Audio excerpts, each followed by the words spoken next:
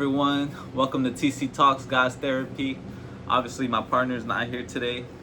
She's feeling a little ill, sick, so I'm here to hold it down.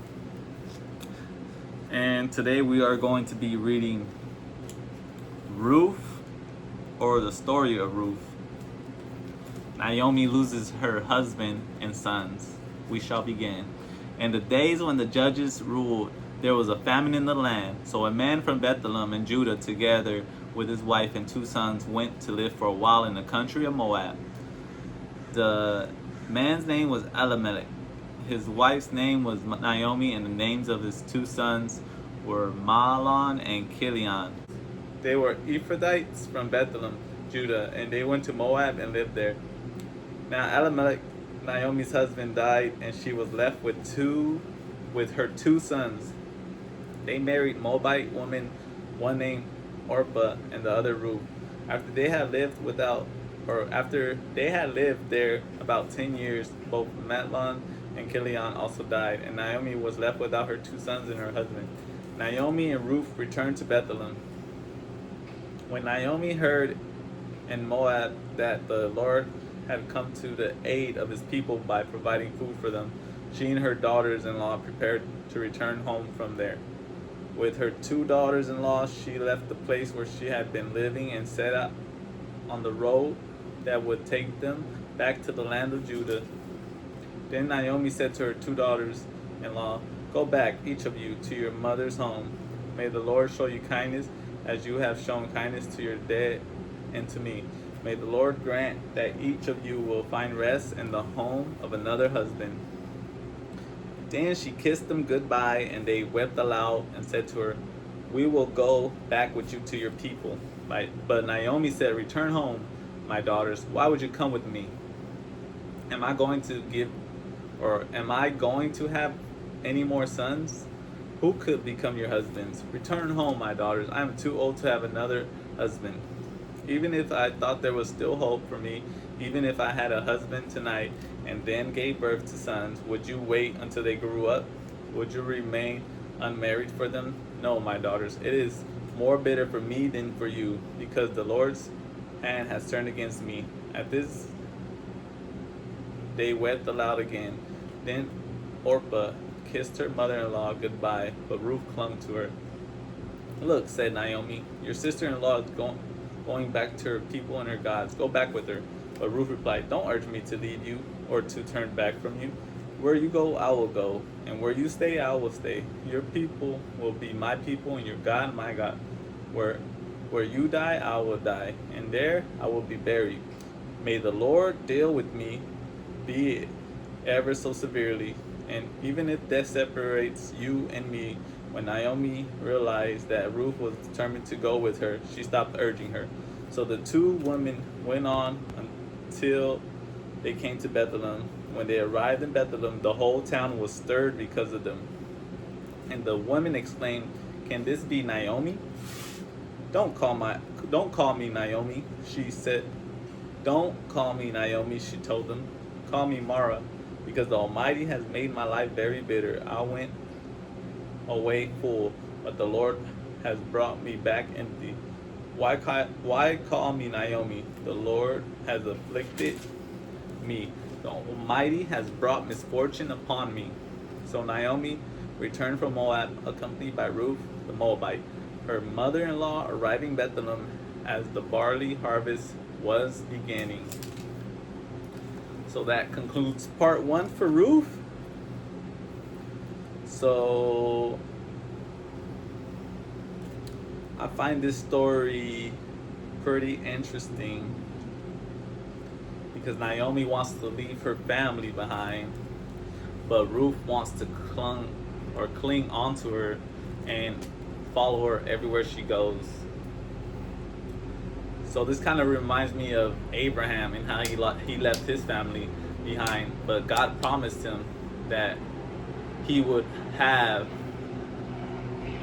blessings in the near future if he followed the Lord's doings, commandments, and so on. But Naomi, on the other hand, isn't listening to God. She doesn't believe in God. well, she believes in God, but she thinks that God has forsaken her because all these bad things are happening to her, and she's not able to bear children, have more children. So she wants to leave her family behind, but not knowing that God has other plans for her, and God understands and hear her cries and prayers. But Naomi is talking about how God turned on her and the Lord has afflicted her, and how she feels empty, and how she claims that the Lord brought her back empty,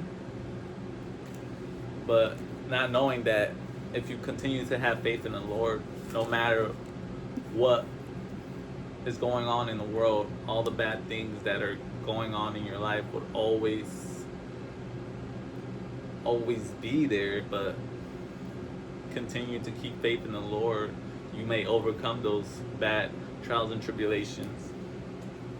And I like what Ruth did. She continued to not give up on Naomi. Ruth was the daughter-in-law, and she continued to stay by Naomi's side, because we all need someone to help uplift us when we're going through struggles in life. So I felt like Ruth was a good family member to not forsake or leave or allow Naomi to wander off on her own.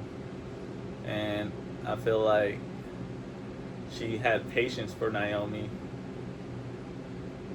and continued to be there for Naomi to uplift her spirits and ensure that she was safe. Because we all need someone when we're like down on our lowest, and we just need those high praises to help uplift our spirits, to encourage us, motivate us when we don't have the motivation, just like Naomi. So how can I apply this to my life? I feel like you could apply this to your life because we all have family members, we all have friends, co-workers, peers, such and such, even strangers. And we all need encouraging words, motivation when we're going through struggles in life, because we all go through struggles in life, our individual struggles that we have to overcome. And one way to do it is making sure you read the Bible, follow the Lord, continue to do righteous things for others, and God will bless you and have blessings in the future as well, and have eternal life even after life. When death comes, you will have eternal life, just like He gave eternal life to Jesus. So make sure you have patience, humility, forgiveness,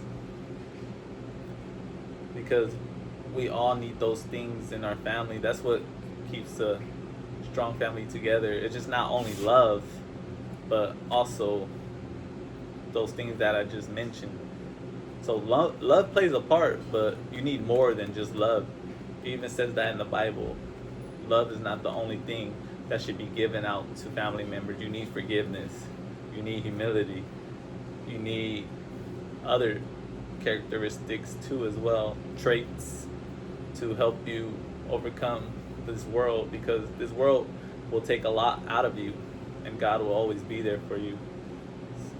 And if you have brothers and sisters, mothers and fathers, they will also be there for you. So just make sure you be more like Christ-like, so we may build together. So that was all, folks. This is TiCi Talks, God's Therapy. Thank you for tuning in. There'll be more in the future. Thank you.